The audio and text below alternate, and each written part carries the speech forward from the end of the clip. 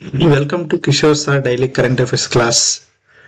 ఈరోజు మనము నవంబర్ 28, 2025 సంబంధించిన కరెంట్ అఫైర్స్ లో భాగంగా జాతీయ, అంతర్జాతీయ, రాష్ట్రీయ అంశాల్లో ఉన్న సైన్స్ అండ్ టెక్నాలజీ, క్రీడా సంబంధిత మరియు రాజకీయ అంశాలకు సంబంధించిన విషయాలను, అలాగే అవార్డ్స్, పుస్తకాలకు సంబంధించిన విషయాలను ఈరోజు క్లాస్లో డిస్కస్ చేసుకుందాం. మరి ఈరోజు టాపిక్ లో ఫస్ట్ మన టాపిక్ లో చూసినట్లయితే ప్రపంచ తెలుగు మహాసభలకు సుప్రీంకోర్టు న్యాయమూర్తికి ఆహ్వానం. అంటే ఇటీవల మరి 2026 సంవత్సరంలో జనవరి 3, 4, 5 తారీఖులు, అంటే 2026 సంవత్సరం జనవరి 3, 4, 5 మరి ఈ తేదీలలో ప్రపంచ తెలుగు మహాసభలు ఎక్కడ జరుగుతాయంటే శ్రీ సత్యసాయి ఆధ్యాత్మిక సిటీ ప్రాంగణంలో నిర్వహించనున్నట్లు ప్రపంచ తెలుగు మహాసభలకు మరి సుప్రీంకోర్టు సీనియర్ న్యాయమూర్తి జస్టిస్ పమిడిగంటం శ్రీ నరసింహను హాజరు కానున్నట్లు తెలియజేయడం జరిగింది. కాబట్టి ఇక్కడ మనకి ఎగ్జామ్ పాయింట్ ఆఫ్ వ్యూలో 2026 సంవత్సరంలో మరి జనవరిలో ప్రపంచ తెలుగు మహాసభలు ఎక్కడ జరుగుతాయంటే మనము పుట్టపర్తి శ్రీ సత్యసాయి బాబా ఆధ్యాత్మిక సిటీ అని గుర్తుపెట్టుకోవాలి. కాబట్టి వెరీ వెరీ ఇంపార్టెంట్. 2026 సంవత్సరంలో ప్రపంచ తెలుగు మహాసభలు ఎక్కడ జరుగుతాయంటే పుట్టపర్తి శ్రీ సత్యసాయి ఆధ్యాత్మిక సిటీ ప్రాంగణంలో జరుగుతాయి అని గుర్తుపెట్టుకోండి. ఓకే, అలాగే నెక్స్ట్ టాపిక్ లోకి వెళ్తే ఉర్దూ అకాడమిక్ చైర్మన్ గా ఫరూక్ షబ్లీ బాధ్యతల స్వీకరణ. అంటే మన రాష్ట్ర ప్రభుత్వము మరి ఉర్దూ అకాడమీ చైర్మన్ గా ఎవరిని నియమించడం జరిగిందంటే ఫరూక్ షబ్లీని నియమించడం జరిగింది. కాబట్టి ఎగ్జామ్ లో మనకి ఉర్దూ అకాడమిక్ చైర్మన్ ఎవరు అని కూడా ఎగ్జామ్ లో అడగడానికి అవకాశం ఉంటుంది. కాబట్టి ఉర్దూ అకాడమిక్ చైర్మన్ ఎవరంటే షబ్లీ, ఫరూక్ షబ్లీ అని గుర్తుపెట్టుకోవాలి, ఫరూక్ షబ్లీ. ఓకే, నెక్స్ట్ టాపిక్ మన రాష్ట్రానికి అంటే ఆంధ్రప్రదేశ్ రాష్ట్రానికి దిత్వా ముప్పు. మన రాష్ట్రానికి ఇంతకు ముందే మరి మోంతా అనే తుఫాను మన రాష్ట్రాన్ని ఆస్తి నష్టంగా, మరి తీవ్రమైన ఆస్తి నష్టంగా చేసింది. మరి ఇప్పుడు మన రాష్ట్రానికి ఇంకొక తుఫాన్ ముప్పు ఉందని వాతావరణ శాఖ వాళ్ళు వెల్లడించడం జరిగింది. బంగాళాఖాతంలో తుఫానుగా బలపడిన తీవ్ర వాయుగుండం 4 రోజులు కొనసాగనున్న మరి తీవ్రత, కొన్ని ప్రాంతాల్లో అత్యంత భారీ వర్షాలకు అవకాశం. కాబట్టి మన రాష్ట్రానికి మరో తుఫాను ముప్పు పొంచి ఉంది. నైరుతి బంగాళాఖాతంలో శ్రీలంక సమీపంలోని తీవ్ర వాయుగుండం గురువారం ఉదయం తుఫానుగా బలపడినట్లు భారత వాతావరణ విభాగం ఎండి పేర్కొనడం జరిగింది. కాబట్టి మన రాష్ట్రానికి మరొక తుఫాను ముప్పు ఉంది అని వాతావరణ శాఖ వారు తెలియజేశారు. కాబట్టి ఆ తుఫాను పేరు ఏం పేరు అంటే దిత్వా తుఫాన్. తుఫాను పేరు ఏమంటే దిత్వా తుఫాన్. కాబట్టి ఇది ఎవరు తెలియజేశారంటే వాతావరణ శాఖ డిపార్ట్మెంట్ వాళ్ళు. కాబట్టి భారత వాతావరణ విభాగం, ఐఎండి అంటాం, ఇంగ్లీష్ లో షార్ట్ కట్ లో ఐఎండి అంటాం. అంటే ఇండియన్ మెట్రోలాజికల్ డిపార్ట్మెంట్. సో తెలుగులో ఏమంటాం అంటే భారత వాతావరణ విభాగం. అయితే మనకి ఎగ్జామ్ లో దీని మీద కూడా బిట్ అడుగుతాడు, భారత వాతావరణ విభాగం చైర్మన్ ఎవరు అని అంటాడు. భారత వాతావరణ విభాగం చైర్మన్ అప్పుడు మనం గుర్తుపెట్టుకోవాల్సిన విషయం అంటే మృత్యుంజయ మహాపాత్ర అని గుర్తుపెట్టుకోవాలి. మృత్యుంజయ మహాపాత్ర, లేదా ఇంగ్లీష్ లో అయితే ఇండియన్ మెట్రోలాజికల్ డిపార్ట్మెంట్ చైర్మన్ ఎవరు, who is the chairman of Indian meteorological department, Mrutyunjay Mohapatra అని గుర్తుపెట్టుకోవాలి. అలాగే మృత్యుంజయ మహాపాత్రకు మరొక ఇంపార్టెన్స్ ఉంది. మృత్యుంజయ మహాపాత్రను సైక్లోన్ మ్యాన్ ఆఫ్ ఇండియా అని కూడా పిలుస్తాం. సైక్లోన్ మ్యాన్ ఆఫ్ ఇండియా ఎందుకంటే సైక్లోన్స్ ను అత్యంత ఖచ్చితంగా ఎస్టిమేషన్ వేస్తాడు ఆయన. కాబట్టి అతను మరి మృత్యుంజయ మహాపాత్రను సైక్లోన్ మ్యాన్ ఆఫ్ ఇండియా అని కూడా పిలవడం జరుగుతుంది. కాబట్టి మరి మృత్యుంజయ మహాపాత్ర ప్రస్తుతం భారత వాతావరణ విభాగానికి చైర్మన్ గా పనిచేస్తూ ఉన్నాడు. అలాగే లేదా ఇండియన్ మెట్రోలాజికల్ డిపార్ట్మెంట్ కు మరి ప్రస్తుతం చైర్మన్ ఎవరు అంటే Mrutyunjay Mohapatra. Very very important theory, మనకి ఎగ్జామ్ లో అడగడానికి అవకాశం ఉంటుంది. కాబట్టి మరి ఇక్కడ దిత్వా అనే తుఫాన్ మరి దీని ఎట్లా వచ్చింది అంటే, మరి తుఫాన్ కు ఐఎండి అంటే ఇండియన్ మెట్రోలాజికల్ డిపార్ట్మెంట్ వాళ్ళు దిత్వాగా నామకరణం చేసినారు. దిత్వాగా నామకరణం అంటే పేరు పెట్టినారు. దీన్ని యోమెన్ సూచించింది, అంటే యోమెన్ అనే కంట్రీ ఈ పేరు పెట్టండి అని చెప్పింది. మరి అక్కడ సోకోట్రా ద్వీపంలోని ఒక ప్రసిద్ధి సరస్సు పేరు ఇది. అంటే మరి యోమన్ కంట్రీలో ఉన్న మరి సోకోట్రా ద్వీపంలో ఒక సరస్సు పేరు దిత్వా అనే సరస్సు. దిత్వా అనే సరస్సు ఉంది. ఆ సరస్సు పేరుని ఇప్పుడు మన రాష్ట్రంలో వస్తున్న తుఫాన్ కు దిత్వా అని పేరు పెట్టడం జరిగింది. ఇది దాదాపు 4 రోజుల పాటు తుఫాను తీవ్రత కొనసాగనుంది. ఇది చెన్నై, పుదుచ్చేరి మధ్యలో తీరం దాటుతుందని మరి అంచనా వేశారు. కాబట్టి దిత్వా అనే తుఫాను ఇప్పుడు మనకి రావడానికి అవకాశం ఉంది.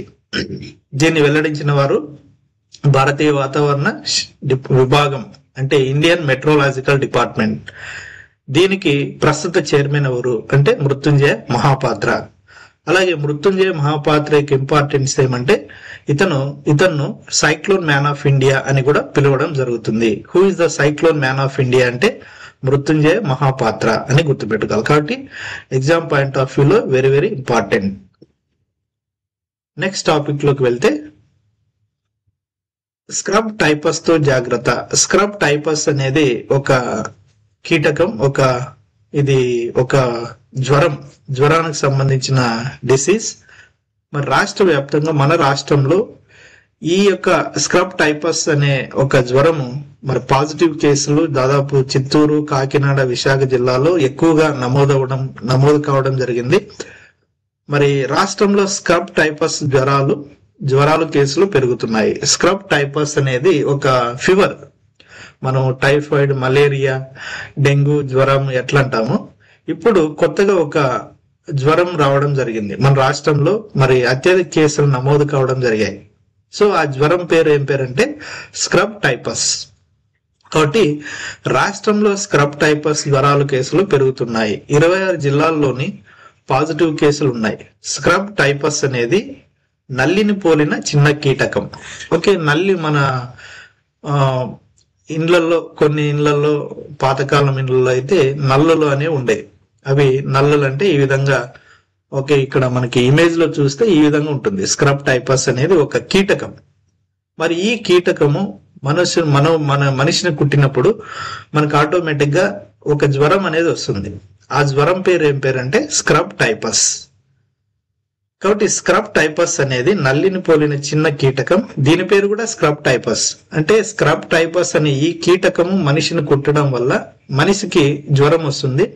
ఆ జ్వరం పేరేంటంటే స్క్రబ్ టైపస్ అనే జ్వరం. కాబట్టి స్క్రబ్ టైపస్ అనే నల్లిని పోలిన చిన్న కీటకం రికెట్సియా కుటుంబానికి చెందినది. అంటే ఇది ఏ ఫ్యామిలీకి చెందిన కీటకం అంటే రికెట్సియా అనే ఫ్యామిలీకి చెందిన కీటకం.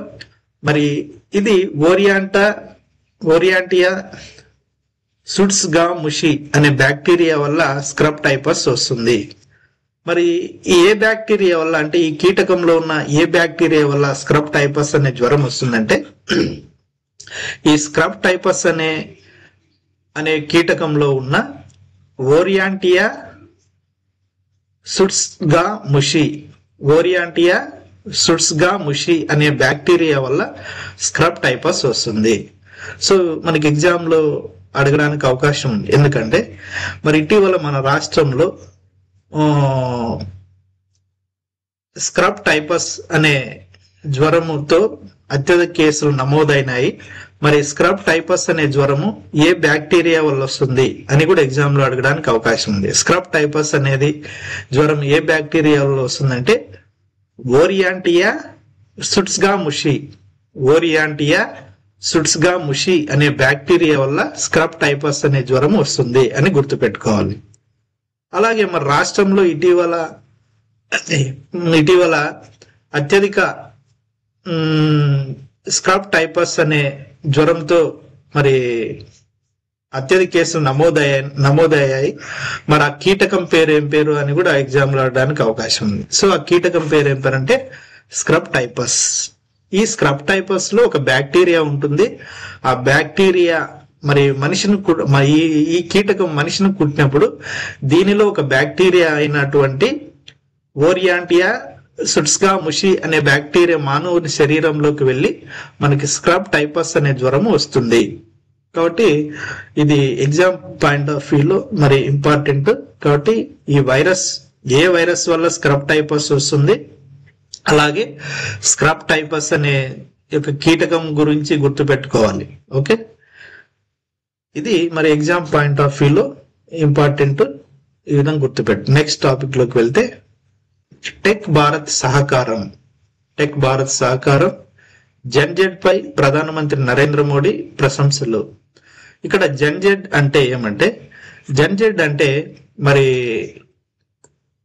జెన్జెడ్ అంటే అంతరిక్షం కోసం కృషి చేస్తున్న స్టార్టప్లను, మరి అంతరిక్షం కోసం కృషి చేస్తున్న స్టార్టప్ లో ఉన్న ఇంజనీర్లు కానీ, డిజైనర్స్ కానీ, లేదా కోడింగ్ రాసే వాళ్ళని, వీళ్ళందరినీ మరి ఏమని పిలవడం జరుగుతుందంటే జెన్జెడ్ అని పిలవడం జరుగుతుంది. అంతరిక్షం కోసం కృషి చేసే స్టార్టప్ సంస్థలను ఏమంటామంటే జెన్జెడ్ అని అంటాం. కాబట్టి జెన్జెడ్ పై ప్రధాని మంత్రి నరేంద్ర మోడీ ప్రశంసలు కురిపించారు. అంతరిక్ష రంగ విస్తరణకు అంకుర సంస్థల అండ. ప్రపంచంలో మనది 3వ అతిపెద్ద స్టార్టప్ల వ్యవస్థ. ప్రపంచంలో అత్యధిక స్టార్టప్లు కలిగిన దేశాల్లో మన భారతదేశం 3rd ప్లేస్ ఉంది. అత్యధిక స్టార్టప్లు ఉన్న దేశాల్లో ప్రపంచంలో మన భారతదేశం 3వ స్థానం. ఎగ్జామ్ లో ఈ విధంగా కూడా బిట్ రావడానికి అవకాశం ఉంది. ప్రపంచంలో మరి అత్యధిక స్టార్టప్లు కలిగిన దేశాల్లో మన భారతదేశ స్థానం ఎన్నో స్థానం అంటే 3వ స్థానం అని గుర్తుపెట్టుకోవాలి. మరి ఫస్ట్ ఏమున్నాయంటే ఫస్ట్ ప్లేస్ బ్రిటన్, అలాగే సెకండ్ మరి చైనా, మరి థర్డ్ మనది కూడా చెప్పచ్చు. ఓకే, మరి హైదరాబాద్ లో Skyroot Infinity campus virtual గా ప్రారంభం. హైదరాబాద్ లో మరి స్కై రూట్ ఏరోస్పేస్ అనే ఇన్ఫినిటీ క్యాంపస్ ను ప్రధాని నరేంద్ర మోడీ గారు వర్చువల్ గా ఢిల్లీ నుంచి మరి ప్రారంభించడం జరిగింది. ఈ స్కై రూట్ ఏరోస్పేస్ అనే ఈ సంస్థ మరి ఇస్రోకి సంబంధించిన టెక్నాలజీకి సంబంధించిన గానీ, లేదా రాకెట్స్ టెక్నాలజీకి సంబంధించిన విషయంలో గానీ, లేదా మిషన్ సంబంధించిన విషయంలో గానీ ఇస్రోకు అత్యంత సహాయకరంగా మరి పనిచేస్తుందని చెప్పచ్చు. నూతన సాంకేతిక పరిజ్ఞానాన్ని అందిపుచ్చుకుంటే ఓకే, మరి టెక్ భారత్ ను సాకారం చేస్తుందని యువతరంపై ప్రధాని నరేంద్ర మోడీ ప్రశంసలు కురిపించారు. ముఖ్యంగా జెన్జెడ్ ఇంజనీర్లు, జెన్జెడ్ అంటే అంతరిక్ష యానం కోసం మరి కృషి చేస్తున్న ఇంజనీర్లను మనము జెన్జెడ్ ఇంజనీర్లు అంటాం. డిజైనర్లు, కోడర్లు, శాస్త్రవేత్తలు సరికొత్త అవకాశాలను సృష్టిస్తూ అంతరిక్ష రంగంలో ప్రైవేటు భాగస్వామ్యాన్ని విస్తరిస్తున్నారు. అంతరిక్ష సేవలు ప్రైవేట్ సంస్థలు స్కై రూట్ ఏరోస్పేస్ హైదరాబాద్ లో ఏర్పాటు చేసిన, అంటే ఎగ్జామ్ లో మనకి ఇంకొక బిట్ ఏ విధంగా అడుగుతారంటే స్కై రూట్ ఏరోస్పేస్ యొక్క ప్రధాన కేంద్రం ఎక్కడుంది అని కూడా అడుగుతారు. స్కై రూట్ ఏరోస్పేస్ యొక్క ప్రధాన కేంద్రం ఎక్కడుందంటే హైదరాబాద్ అని గుర్తుపెట్టుకోవాలి. స్కై రూట్ ఏరోస్పేస్ అనే కేంద్రం ఎక్కడుందంటే హైదరాబాద్. అలాగే పిక్సెల్ అనే స్టార్టప్ సంస్థ హెడ్ క్వార్టర్ ఎక్కడంటే బెంగళూరు, పిక్సెల్. ఇలా మనము స్టార్టప్ సంస్థలను కూడా గుర్తుపెట్టుకోవాల్సి ఉంటుంది, అంటే దాని హెడ్ క్వార్టర్ ని గుర్తుపెట్టుకోవాలి. అంతరిక్ష ప్రైవేట్ సంస్థలు స్కై రూట్ ఏరోస్పేస్ హైదరాబాద్ ఏర్పాటు చేసిన ఇన్ఫినిటీ క్యాంపస్ ను గురువారం ప్రధాని వర్చువల్ గా ప్రారంభించారు. ఉపగ్రహాల కోసం మరి ఉపగ్రహ ప్రయోగాల కోసం విక్రమ్-1 అనే ఆర్బిట్ రాకెట్ ను ఈ సంస్థ రూపొందించింది. అంటే ఉపగ్రహ ప్రయోగాల కోసము మరి స్కై రూట్ ఏరోస్పేస్ అనే ఒక సంస్థ విక్రమ్-1 అనే ఒక ఆర్బిట్ రాకెట్ ను ఈ సంస్థ రూపొందించింది. కాబట్టి ఉపగ్రహ ప్రయోగాల కోసం విక్రమ్-1 అనే ఆర్బిట్ ను మరి ఏ స్టార్టప్ సంస్థ రూపొందించిందంటే స్కై రూట్ ఏరోస్పేస్ అనే సంస్థ. స్కై రూట్ ఏరోస్పేస్ అనే సంస్థ. కాబట్టి దాదాపు 1 అంటే 1,50,000 స్టార్టప్లతో ప్రపంచంలో 3వ అతిపెద్ద అంకుర సంస్థ మనదే.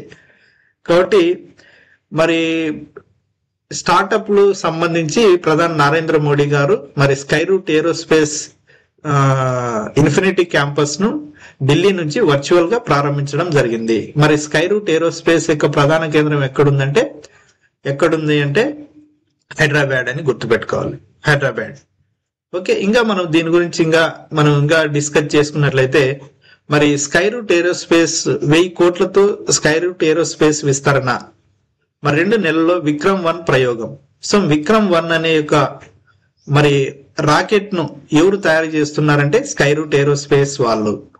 అంతరిక్ష సేవల రంగానికి చెందిన అంకుర సంస్థ అంటే స్టార్టప్ స్కై రూట్ ఏరోస్పేస్ తన కార్యకలాపాలను బహుముఖంగా విస్తరించనుంది. ఇందుకు 1000 కోట్ల పెట్టుబడితో ముందుకు సిద్ధమైంది. అంటే ఇదంతా మనకి అవసరం లేదు కానీ మరి స్కై రూట్ ఏరోస్పేస్ వ్యవస్థాపకుడు ఎవరు అని ఎగ్జామ్ లో అడతాడు. స్కై రూట్ ఏరోస్పేస్ యొక్క వ్యవస్థాపకుడు ఎవరంటే పవన్ కుమార్ మరియు నాగభారత్. పవన్ కుమార్, నాగభారత్. మనకి ఎగ్జామ్ లో ఈ విధంగా అడగడానికి అవకాశం ఉంటుంది. కాబట్టి స్కై రూట్ ఏరోస్పేస్ కి headquarter Hyderabad. Skyroot Aerospace ను స్థాపించింది పవన్ కుమార్ అండ్ నాగభారత్ అని గుర్తుపెట్టుకోవాలి. మరి హైదరాబాద్ శివార్లోని Skyroot Aerospace Infinity campus ను మరి ఇటీవల ప్రధాని నరేంద్ర మోడీ గారు వర్చువల్ గా ఏ స్టార్టప్ ను వర్చువల్ గా ప్రారంభించారంటే Skyroot Aerospace Infinity campus ను అని గుర్తుపెట్టుకోవాలి. మరి ఈ సంస్థ విక్రమ్-1 అనే రాకెట్ ను ఏ స్టార్టప్ సంస్థ తయారు చేసిందని కూడా ఎగ్జామ్ లో అడుగుతాడు. విక్రమ్-1 అనే రాకెట్ ను ఏ స్టార్టప్ సంస్థ తయారు చేసిందంటే స్కై రూట్ ఏరోస్పేస్ అని గుర్తుపెట్టుకోండి. ఓకే, ఇదంతా మనకి ఎగ్జామ్ లో అడగడానికి. కాబట్టి మన దేశంలో ప్రైవేట్ రంగ సంస్థ రూపొందించిన తొలి ఆర్బిటల్ రాకెట్ అని ప్రధాని నరేంద్ర మోడీ గారు తెలియజేశారు. కాబట్టి మన దేశంలో ప్రైవేట్ రంగంలో రూపొందించిన తొలి ఆర్బిటల్ రాకెట్ ఏది అంటే మన విక్రమ్-1 అని గుర్తుపెట్టుకోవాలి. కాబట్టి విక్రమ్-1 అనే రాకెట్ మన దేశంలో ప్రైవేట్ రంగ సంస్థ రూపొందించిన తొలి ఆర్బిటల్ రాకెట్. కాబట్టి మన దేశంలో ప్రైవేట్ రంగం సంస్థ రూపొందించిన తొలి ఆర్బిటల్ రాకెట్ ఏదంటే విక్రమ్-1. దీన్ని తయారు చేసిన వాళ్ళు ఎవరంటే స్కై రూట్ ఏరోస్పేస్ అని గుర్తుపెట్టుకోండి. ఓకే, మరి అలాగే ప్రధాని నరేంద్ర మోడీ అంతరిక్ష ప్రైవేట్ రంగానికి భాగస్వామ్యం కల్పించినందువల్ల ఈ అవకాశం లభించినందని నాగభారత్ తెలియజేశారు. సో ఇదంతా మరి మనకేం అవసరం లేదు. మరి ఇక్కడ ఇమేజ్ లో చూసినట్లయితే స్కై రూట్ ఇన్ఫినిటీ క్యాంపస్ ప్రారంభ వేదికపై సంస్థ వ్యవస్థాపకులు పవన్ కుమార్, చందన, నాగభారత్, మరి కేంద్ర మంత్రి Kishan Reddy, InSpace chairman Pavan Kumar Goenka. So InSpace chairman కూడా మనకి ఎగ్జామ్ లో అడగడానికి అవకాశం ఉంది. ఇన్స్పేస్ చైర్మన్ ఎవరు అంటే పవన్ కుమార్ గోయాంక్. ఇన్స్పేస్ చైర్మన్ ఎవరు అని కూడా ఎగ్జామ్ లో అడుగుతాడు, పవన్ కుమార్ గోయాంక్. మరి ఇన్స్పేస్ అనే సంస్థ బెంగళూరు కేంద్రంగా పనిచేస్తుంది. నెక్స్ట్ టాపిక్ లోకి వెళ్తే మరి PM Modi unveils 77 feet statue of Rama, inaugurates Ramayana theme park in Goa. మరి ఇటీవల ప్రధాని నరేంద్ర మోడీ గారు మరి theme park statue of Rama and inaugurate Ramayana theme park ను ఎక్కడ ప్రారంభించారు అంటే గోవా అని గుర్తుపెట్టుకోండి. గోవాలో ప్రారంభించాడు పిఎం నరేంద్ర మోడీ గారు. 77 feet అంటే 77 అడుగుల మరి లార్డ్ రామ యొక్క విగ్రహాన్ని, అలాగే రామాయణ థీమ్ పార్క్ ను ఇటీవల ఎక్కడ ప్రారంభించారంటే గోవా. కాబట్టి November 28, 2025 prime minister Narendra Modi inaugurate massive 77 foot tall bronze statue of Lord Rama and formally opened the Ramayana theme park at the Sri Samasthan Gokarna Patigali జీవితం మాత మరి కంకోనా సౌత్ గోవాలో రామాయణ థీమ్ పార్క్ ను ఎక్కడ ప్రారంభించాడంటే గోవా అని గుర్తుపెట్టుకోండి. ఓకే, నెక్స్ట్ టాపిక్ లోకి వెళ్తే top 5 dormant volcanoes in the world అంటే ప్రపంచంలోని అత్యంత క్రియాశీల అగ్ని పర్వతాల్లో మనం చూసినట్లయితే మరి టాప్ 5 గా ఏమున్నాయంటే ప్రపంచ వ్యాప్తంగా మౌంట్ కిలిమంజారో అనే పర్వతము. ఇది ఏ దేశంలో ఉందంటే టాంజానియాలో ఉంది. టాంజానియాలో ఉంది. మరి టాంజానియా క్యాపిటల్ సిటీ ఏదంటే Zanzibar. Tanzania capital city Zanzibar అని గుర్తుపెట్టుకోవాలి. అలాగే మౌంట్ ఫిజీ అనే యొక్క పర్వతం ఎక్కడుందంటే జపాన్. Capital city Tokyo. అలాగే mount Rainier United States of America. అలాగే మౌనా కేయా ఎక్కడుందంటే యుఎస్ఓ. అలాగే త్రీ సిస్టర్స్ యుఎస్ఏలో ఉంది, యునైటెడ్ స్టేట్స్ ఆఫ్ అమెరికా. ఇవి ప్రపంచ వ్యాప్తంగా మరి టాప్ 5 క్రియాశీల అగ్నిపర్వతాల లిస్ట్ లో టాప్ 5 లో ఉండడం జరిగింది. మరి ఇటీవల ఒక అగ్నిపర్వతం బద్దలైంది. హవాయి దీవుల్లో ఉన్న కిలా ఇయో అనే అగ్నిపర్వతము బ్రద్దలై అది కూడా బ్రద్దలు కావడం జరిగింది. ఓకే, నెక్స్ట్ టాపిక్ లో. సో ఈ అగ్నిపర్వతాలు కూడా మనకి ఎగ్జామ్ పాయింట్ ఆఫ్ వ్యూ లో అడగడానికి అవకాశం ఉంటుంది. నెక్స్ట్ టాపిక్ లోకి వెళ్తే మరి 44th India International Trade Fair concludes with awards. అంటే 44వ India International Trade Fair awards ను ఇవ్వడం జరిగింది. మరి ఇవి ఎవరికి ఇస్తారంటే ఈ అవార్డ్స్ ను పారిశ్రామిక రంగంలో విశేషంగా కృషి చేసిన వారికి మరి IITF వాళ్ళు ఈ అవార్డును ఇస్తారు. మరి ఎన్నో అవార్డ్స్ కింద వస్తాయంటే 44వ. కాబట్టి the 44th India International Trade Fair IITF full form ఏమంటే IITF means India International Trade Fair 2025 concluded on high note with grand award presentation ceremony at భారత మండపం. మరి న్యూఢిల్లీ ఈ అవార్డ్స్ ని ఎక్కడ ఇస్తారంటే భారత మండపం న్యూఢిల్లీలో ప్రజెంటేషన్ ఇస్తారు. కాబట్టి ఇవి ఎన్నో ప్రోగ్రామ్స్ ఇవి అంటే 44th India International Trade Fair. India International Trade Fair 2025 ఎక్కడ జరిగాయంటే భారత మండపం న్యూఢిల్లీ అని గుర్తుపెట్టుకోండి. మరి దీస్ ఈవెంట్ ఆర్గనైజ్డ్ బై ఎవరు ఆర్గనైజ్ చేశారంటే these event organised by India Trade Promotion Organisation. మరి India International Trade Fair concludes ఎవరు ఆర్గనైజ్ చేశారంటే ఐటీపీఓ వాళ్ళు ఆర్గనైజ్ చేశారు. ఐటీపీఓ అంటే ఏమంటే India Trade Promotion Organisation. The 2 weeks fair celebrated innovation, inclusivity and India's diversity industrial and cultural landscape under the theme of Ek Bharat and శ్రేష్ఠ భారత్. అంటే ఈ యొక్క ప్రోగ్రామ్ మరి ఏ థీమ్ బేస్ చేసుకుని జరుగుతుందంటే ఈ యొక్క ప్రోగ్రామ్ యొక్క థీమ్ ఏమంటే ఏక్ భారత్ అండ్ శ్రేష్ఠ భారత్. ఏక్ భారత్ అండ్ శ్రేష్ఠ భారత్ లో ఒక థీమ్ లో భాగంగా మరి 44వ India International Trade Fair concludes అనేవి భారత మండపం న్యూఢిల్లీలో జరుగుతున్నాయి. మరి ఈ కార్యక్రమాన్ని ఎవరు ఆర్గనైజ్ చేస్తున్నారంటే ఇండియా ట్రేడ్ ప్రమోషన్ ఆర్గనైజేషన్ వాళ్ళు. మరి ఈ ప్రోగ్రామ్ ఏ థీమ్ బేస్ చేసుకుని జరుగుతుందంటే ఏక్ భారత్ అండ్ శ్రేష్ఠ భారత్. సో ఈ విధంగా మనం ఎగ్జామ్ పాయింట్ ఆఫ్ వ్యూ లో గుర్తు పెట్టుకోవాలి. అలాగే మరి 44వ India International Trade Fair November 14 నుంచి 27 వరకు జరుగుతుంది. ఎక్కడంటే భారత మండపం న్యూఢిల్లీలో. మరి పార్ట్నర్ స్టేట్స్ మరి దీంట్లో భాగస్వామ్య రాష్ట్రాలు ఏమేమంటే బీహార్, మహారాష్ట్ర, రాజస్థాన్, ఉత్తరప్రదేశ్. మరి ఫోకస్ స్టేట్ ఏదంటే జార్ఖండ్ అని గుర్తుపెట్టు. ఓకే, నెక్స్ట్ టాపిక్ లోకి వెళ్తే list of blue flag beaches in India by 2025. అంటే మన ఇండియాలో మరి బ్లూ ఫ్లాగ్ సర్టిఫికేషన్ పొందిన బీచ్లు ఎన్ని ఉన్నాయి అని ఎగ్జామ్ లో అడుగుతారు. మన ఇండియాలో బ్లూ ఫ్లాగ్ సర్టిఫికేషన్ పొందిన బీచ్లు ఎన్ని ఉన్నాయంటే 19 ఉన్నాయి. Okay, discover these beaches. మరి how to identify these beaches. మరి బీచెస్ కు సముద్రం పక్కన బీచెస్ కు బ్లూ ఫ్లాగ్ సర్టిఫికేషన్ అనేది మరి దేన్ని బేస్ చేసుకుని ఇస్తారు అంటే మరి క్లీన్ గా ఉండాలి, cleanness and safety and eco friendly practices and stunning coastal beauty make them ideal sports for responsible tourism and visitors.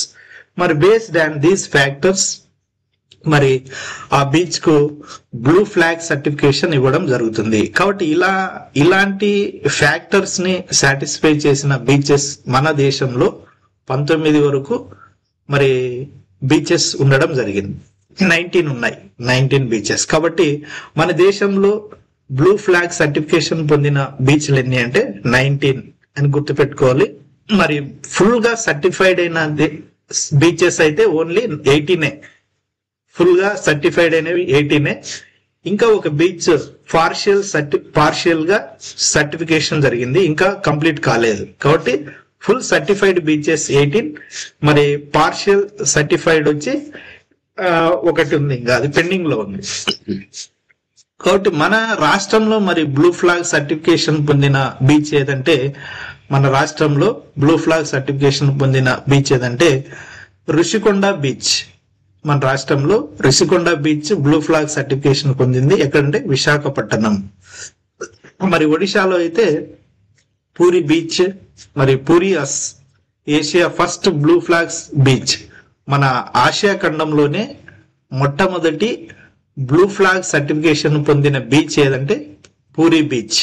ఇది ఒరిస్సా రాష్ట్రంలో ఉంది. ఒరిస్సా రాష్ట్రంలో వెరీ వెరీ ఇంపార్టెంట్. మన ఆసియా ఖండంలోనే మరి ఫస్ట్ బ్లూ ఫ్లాగ్ సర్టిఫికేషన్ పొందిన బీచ్ ఏదంటే పూరి బీచ్, ఒరిస్సా రాష్ట్రంలో. అలాగే ఒడిశాలో ఇంకొక బీచ్ చూస్తే పాటి Sonepur see beach, Ganjam district లో ఉంది. మరి ఆంధ్రప్రదేశ్ వచ్చి రుషికొండ బీచ్, విశాఖపట్నం. మరి తమిళనాడు కోవెలం బీచ్, మరి 40 కిలోమీటర్ సౌత్ ఆఫ్ చెన్నై. మరి Andaman Nicobar Radhanagar beach, okay, Havelock island, అలాగే లక్షద్వీప్. సో ఈ విధంగా మరి 19 బీచెస్ అనేవి ఉన్నాయి మనకి. 19 బీచెస్ మనం 19 బీచెస్ గా గుర్తు పెట్టుకోవాలి. మన రాష్ట్రంలో మరి బ్లూ ఫ్లాగ్ సర్టిఫికేషన్ పొందిన బీచ్ ఏదంటే Rushikonda beach, Visakhapatnam. As of 2025, India has 19 beaches listed under the Blue Flag program, but only 18 are fully certified. అదే మనకి ఓన్లీ 18 మాత్రమే ఫుల్ సర్టిఫైడ్ అయినాయి. మరి ఒకటి పెండింగ్, ఇంకా దాన్ని పార్షియల్ గా కంప్లీట్ కాలేదు, పార్షియల్ గా ఉంది. As Eden beach in Pondicherry. మరి ఎడెన్ బీచ్ అనేది మరి పాండిచ్చేర్ లో ఉంది. మరి is not at fully certified, అది ఇంకా పూర్తిగా సర్టిఫికేషన్ జరగలేదు. మరి these beaches are recognised for cleanness, safety and eco friendly practice. So మరి ఈ బీచెస్ కు మరి సేఫ్టీ గానీ, క్లీన్నెస్ గానీ, ఎకో ఫ్రెండ్లీగా ఉండే బీచెస్ కు బ్లూ ఫ్లాగ్ సర్టిఫికేషన్ ఇవ్వడం జరుగుతుంది. సో మనకి ఎగ్జామ్ పాయింట్ ఆఫ్ వ్యూలో ఇది వెరీ వెరీ ఇంపార్టెంట్. సో ఏ విధంగా అడుగుతాడు, మన రాష్ట్రంలో బ్లూ ఫ్లాగ్ సర్టిఫికేషన్ పొందిన బీచ్ ఏది అంటే రుషికొండ బీచ్, విశాఖపట్నం గుర్తుపెట్టుకోవాలి. మన ఇండియాలో ఎన్ని స్టేట్స్, ఎన్ని బీచెస్ మరి బ్లూ ఫ్లాగ్ సర్టిఫికేషన్ పొందాయంటే 19 అని గుర్తుపెట్టుకోండి. ఫుల్ సర్టిఫైడ్ అనేవి మరి 18, ఇంకా సర్టిఫికేషన్ పెండింగ్ లో అంటే ఇంకా కంప్లీట్ కాలింది ఎడెన్ బీచ్, పాండిచ్చేరి పెండింగ్ గా ఉందని చెప్పాలి.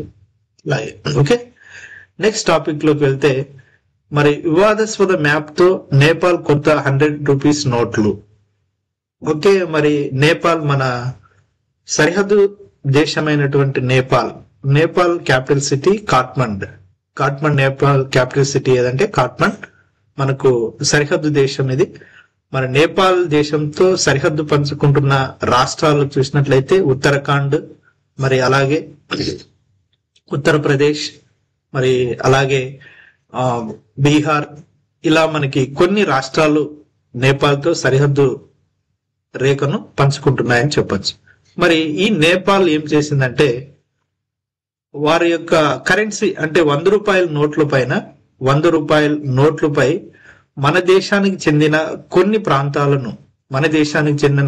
ప్రాంతాలు ఏమేమంటే కాలాపాని అనే ప్రాంతంను, అలాగే లిపులేఖ అనే ప్రాంతాన్ని, అలాగే లింపియాదురా అనే ప్రాంతాలను వారి యొక్క 100 రూపీస్ కరెన్సీ నోటుపై ముద్రించుకోవడం జరిగింది. ఇవి మా ప్రాంతాలు అని నేపాల్ ప్రభుత్వము మరి వారి యొక్క 100 రూపీస్ నోట్ పై ముద్రించుకున్నారు. సో ఈ ఇష్యూ మరి వివాదాస్పదమైంది.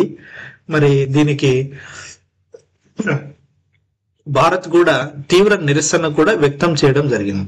కాబట్టి భారత్ నేపాల్ మధ్య వివాదాస్పదంగా ఉన్న కాలాపాని, లిపులేఖ, లింపియాదురా ప్రాంతాలతో కూడిన మ్యాపులతో నేపాల్ కేంద్ర బ్యాంక్ కొత్త 100 రూపీస్ నోట్లను గురువారం విడుదల చేసింది. మరి 2024 సంవత్సరంలోనే మన భారతదేశం ఆల్రెడీ 2024లోనే 100 రూపీస్ నోట్లపై ముద్రించారు. అప్పుడే భారతదేశం తీవ్ర నిరసన వ్యక్తం చేసింది. అయినప్పటికీ మరి నేపాల్ మరి ఒకసారి కొత్త నోట్లపై మరి కాలాపాని, లిపులేఖ, లింపియాదురా ప్రాంతాలను మరి ఒకసారి ముద్రించింది. సో మరి దీనికి గాను మన భారతదేశము తీవ్రమైన నిరసన వ్యక్తం చేయడం జరిగింది. కాబట్టి మనకి ఎగ్జామ్ లో ఏ విధంగా అడుగుతాడంటే ఇటీవల భారత్ నేపాల్ మధ్య వివాదాస్పదంగా మారిన ప్రాంతాలు ఏవి? ఇటీవల భారత్ నేపాల్ మధ్య వివాదాస్పదంగా మారిన ప్రాంతాలు ఏవి అని కూడా ఎగ్జామ్ లో అడుగుతాడు. కాలాపాని, లిపులేఖ, లింపియాదురా అనే ప్రాంతాలు అని గుర్తుపెట్టుకోవాలి. అలాగే లేదా ఇంకొక విధంగా ఇటీవల నేపాల్ ప్రభుత్వము తన కరెన్సీ అయిన 100 రూపీస్ నోట్లపై ఏ ప్రాంతాలను, భారత్ ప్రాంతాలైన ఏ ప్రాంతాలను ముద్రించుకోవడం జరిగింది అంటే కాలాపాని, లిపులేఖ, లింపియాదురా అని గుర్తుపెట్టుకోవాలి. సో ఈ విధంగా మనకి ఎగ్జామ్ పాయింట్ ఆఫ్ వ్యూలో మరి అడగడానికి అవకాశం ఉంది.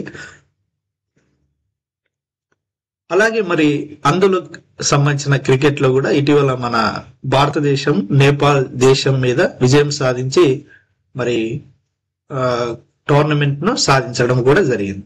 ఓకే, ఈ ప్రాంతాలను గుర్తుపెట్టు, Kalapani, Lipulekh, Limpiyadhura. Okay, next topic లోకి వెళ్తే 10 years old Giovanna de Sequeira. Giovanna de Sequeira wins bronze medal for India at world jujitsu championship. అంటే 10 సంవత్సరాల ఒక బాలిక, ఆమె పేరు ఏం పేరు అంటే జియోవానా డి సక్వేరా. జియోవానా డి సెక్వేరా. మరి ఈ అమ్మాయి బ్రాంజ్ మెడల్ ను సాధించింది. ఏ క్రీడల్లో సాధించిందంటే జూ-జిట్సు అనే క్రీడలు గాను సాధించింది బ్రాంజ్ మెడల్. జూ-జిట్సు అనే క్రీడల్లో విజయం సాధించింది. మరి ఈ క్రీడలు ఎక్కడ జరిగాయి అని కూడా అడుగుతాడు. ఎక్కడ జరిగాయంటే అబుదాబిలో జరిగాయి. అబుదాబి దేశంలో మరి ఈ క్రీడలు జరిగాయి. కాబట్టి ఇది ఒక అచీవ్మెంట్ గా చెప్పచ్చు. కాబట్టి in a proud moment for Indian sports 10 years old Giovanna de Sequeira clinched a bronze medal at the World Professional Jiu-Jitsu Championship 2025 held in Abu Dhabi. కాబట్టి ఇటీవల వరల్డ్ జిu-జిట్సు ఛాంపియన్స్ క్రీడలు ఎక్కడ జరిగాయి అని ఎగ్జామ్ లో అడుగుతాడు. ఇటీవల వరల్డ్ జిu-జిట్సు ఛాంపియన్ పోటీలు ఎక్కడ జరిగాయంటే అబుదాబి అని గుర్తుపెట్టుకోవాలి. మరి ఇటీవల వరల్డ్ జిu-జిట్సు ఛాంపియన్షిప్ లో బ్రాంజ్ మెడల్ సాధించిన అమ్మాయి ఎవరు అంటే మరి జియోవానా డి సెక్వేరా అని కూడా గుర్తుపెట్టుకోవాలి. ఓకే, కాబట్టి భారతీయ క్రీడలు గర్వకారణమైన క్షణంలో 10 ఏళ్ల జియోవానా డి సక్వేరా అబుదాబిలో జరిగిన 2025 ప్రపంచ ప్రొఫెషనల్ జిu-జిట్సు ఛాంపియన్షిప్ లో బ్రాంజ్ పథకం సాధించింది. So very very important sports సంబంధించి. నెక్స్ట్ టాపిక్ లోకి వెళ్తే మరి WPL. సో WPL అంటే ఏమంటే ఉమెన్ ప్రీమియర్ లీగ్. మనం IPL అంటాం, ఇండియన్ ప్రీమియర్ లీగ్ అంటాం. అలాగే ఉమెన్ సంబంధించిన లీగ్ ఏమంటాం అంటే WPL అంటాం, ఉమెన్ ప్రీమియర్ లీగ్. మరి ఈ ప్రీమియర్ లీగ్ లో 2025 సంవత్సరంకు గాను అత్యధిక రేటు పలికిన క్రీడాకారిణి ఎవరంటే మరి దీప్తి శర్మ అని గుర్తుపెట్టుకోవాలి. దీప్తి శర్మ దాదాపు 3.2 కోట్లు ఆమె అంత రేటు సాధించడం జరిగింది. అంటే అన్ని కోట్లకు ఆమె రేట్ ఫిక్స్ అయింది. మరి ఇంత రేటు ఫర్ ఎగ్జాంపుల్ కాబట్టి మహిళల ప్రీమియర్ లీగ్ WPL 2006 సీజన్ వేలంలో star all rounder Deepti Sharma record ధర పలికింది. 3.2 కోట్ల యూపీ వారియర్స్ కు ఆమె కొనుక్కుంది. అంటే యూపీ వారియర్ అనే టీము మరి దీప్తి శర్మను 3.2 కోట్లకు కొనుక్కోవడం జరిగింది. దీప్తి శర్మ వేలంలో అత్యంత ఖరీదైన ప్లేయర్ గా నిలిచింది. అంటే 2025 సంవత్సరానికి గాను WPL లో అత్యధిక రేటు పలిగిన క్రీడాకారిణి ఎవరు అంటే దీప్తి శర్మ. మరి ఏ టీం ఏమైనా కొనుక్కుందంటే మరి ఏ టీం ఏమైనా కొనుక్కోవడం జరిగిందంటే యూపీ వారియర్స్ అంటే ఉత్తరప్రదేశ్ వారియర్స్ అనే టీం కొనుక్కోవడం జరిగింది. మరి వారియర్స్ రైట్ టు మ్యాచ్ ద్వారా ఆమె సొంతం చేసుకుంది. WPL చరిత్రలో అంటే వరల్డ్ ప్రీమియర్ లీగ్ చరిత్రలోనే అత్యంత ఖరీదైన ప్లేయర్ జాబితాల్లో మరి ఎవరున్నారంటే స్మృతి మందన ఉంది. ఆమె 3.4 కోట్లు అంటే 3.4 కోట్లతో ప్రథమ స్థానంలో స్మృతి మందన ఉంది. ప్రస్తుతం ఇప్పుడు దీప్తి శర్మ 3.2 కోట్లతో మరి రెండవ స్థానంలో మరి అత్యధిక ధర పలకడం జరిగింది. కాబట్టి ఇంతకుముందు టోర్నమెంట్ లోనే స్మృతి మందన మరి అత్యధిక రేటు 3.4 కోట్లతో మరి అత్యధిక విలువైన క్రీడాకారిణిగా ఆల్రెడీ ఉంది. మరి ఈ 2025 సంవత్సరం గాను అత్యధిక రేటు పలికిన క్రీడాకారిణి ఎవరంటే దీప్తి శర్మ. మరి ఓవరాల్ గా చూసినట్లయితే దీప్తి శర్మ ఇప్పుడు రెండవ అత్యధిక విలువైన క్రీడాకారిణిగా మరి 3.2 కోట్లతో మరి నిలిచింది అని చెప్పవచ్చు. అలాగే న్యూజిలాండ్ ఆల్రౌండర్ ప్లేయర్ అయినటువంటి అమేలియా కేర్, ఈమె ప్రస్తుతం 2025 సంవత్సరంలో మరి దీప్తి శర్మ 3.2 కోట్లతో ఫస్ట్ ప్లేస్ ఉంటే మరి అమేలియా కేర్ వచ్చి 3 కోట్లతో రెండో స్థానాన్ని సాధించింది. 3 కోట్లు కొనుక్కుంది. 3 కోట్లు ఈమె ధర పలకడం జరిగింది. అలాగే మరి రేఖా శర్మ, శిఖా పాండే వీళ్ళంతా మరి వివిధ టీములు వీళ్ళని కొనుక్కోవడం జరిగింది. మన తెలుగు అమ్మాయి అయినటువంటి శ్రీ చరణ్ కూడా మరి దాదాపు 1.3 కోట్లతో ఢిల్లీ క్యాపిటల్స్ పర్చేజ్ చేయడం జరిగింది. 1.3 కోట్లతో ఢిల్లీ క్యాపిటల్స్ అనే టీం కొనుక్కోవడం జరిగింది. కాబట్టి మన తెలుగు అమ్మాయి శ్రీ చరణ్ మరి దీప్తితో పాటు వన్డే ప్రపంచ కప్ లో విశేషంగా రాణించిన తెలుగు అమ్మాయి శ్రీ చరణ్ కూడా మంచి డిమాండ్ వచ్చింది. ఈ ఎడమ చేతి వాటం స్పిన్నర్ ఢిల్లీ క్యాపిటల్ 1.3 కోట్లతో చేజిక్కించుకుంది. ఈమె ఢిల్లీ క్యాపిటల్ ఈమెని 1.3 కోట్లతో కొనుక్కోవడం జరిగింది. మరి 2025 WPL అంటే ఉమెన్ ప్రీమియర్ లీగ్ లో ఖరీదైన ప్లేయర్ల లిస్టు చూసినట్లయితే దీప్తి శర్మ 3.2 కోట్లు యూపీ వారియర్స్, మరి అమేలియా కేర్ 3 కోట్లు ముంబై ఇండియన్స్ పర్చేజ్ చేసింది. Shikha Pandey 2.4 UP Warriors, Sophia Devine 2 కోట్లు Gujarat, Meg Lanning 1.3 UP Warriors, Chinelle Henry 1.3 Delhi capital, Shri Charan 1.3 Delhi capital. So వీళ్ళు మరి అత్యంత ఖరీదైన ప్లేయర్లు 2025కు సంబంధించి. మరి 2025లో అత్యంత విలువైన క్రీడాకారిణి ఎవరంటే దీప్తి శర్మ 3.2 కోట్లు.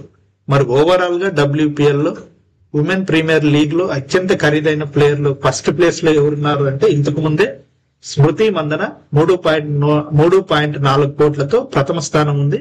ప్రస్తుతం ఈమె దీప్తి శర్మ 3.2 కోట్లతో సెకండ్ స్థానంలో ఉంది. అలాగే మూడో స్థానంలో అమేలియా కేర్ 3 కోట్లతో ముంబై ఇండియన్స్ పర్చేజ్ చేశారు.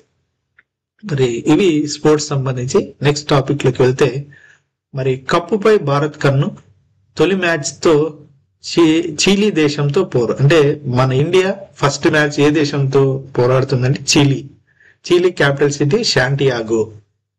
మరి నేటి నుంచి జూనియర్ హాకీ ప్రపంచ కప్. మరి ఈ రోజు నుంచి జూనియర్ హాకీ ప్రపంచ కప్ పోటీలు మన దేశంలో ఉన్న చెన్నై, మదురై మరి ప్రాంతాల్లో జరుగుతున్నాయి. మరి జూనియర్ హాకీ ప్రపంచ కప్ నకు వేలైంది. 24 జట్లు పోటీ పడుతున్న ఈ మెగా టోర్నీకి చెన్నై, మదురై ఆతిథ్యమిస్తున్నాయి. కాబట్టి ఇటీవల మరి జూనియర్ హాకీ ప్రపంచ కప్ పోటీలు ఎక్కడ జరిగాయి అనే ఎగ్జామ్ లో అడతాడు. చెన్నై, మదురై అని గుర్తుపెట్టుకోండి. ఇటీవల జూనియర్ హాకీ ప్రపంచ కప్ పోటీలు ఎక్కడ జరిగాయంటే చెన్నై, మదురై, తమిళనాడులోని చెన్నై, మదురై. మరి జూనియర్ హాకీ ప్రపంచ కప్ మనం ఆల్రెడీ 2001లో ఒకసారి గెలిచాము. అలాగే రెండవసారి 2016లో రెండవసారి కూడా గెలిచాము. ఇప్పుడు మరి మన దేశంలో నిర్వహిస్తున్నారు కాబట్టి ఈ పోటీలు మరి మన దేశంలో మన టీం గెలవాలని మరి చాలా దృఢ నిశ్చయంతో మరి ఈ పోటీల్లో పాల్గొనడం జరుగుతుంది. Next topic. Thank you watching for my channel. అలాగే ఇంకా ఎవరైతే మా ఛానల్ ను సబ్స్క్రైబ్ చేసుకోండి. అలాగే మీ ఫ్రెండ్స్ కు మరి కాంపిటేటివ్ ఎగ్జామ్స్ కు ప్రిపేర్ అయ్యే వాళ్ళకు ఫార్వర్డ్ చేయండి. Thank you very much.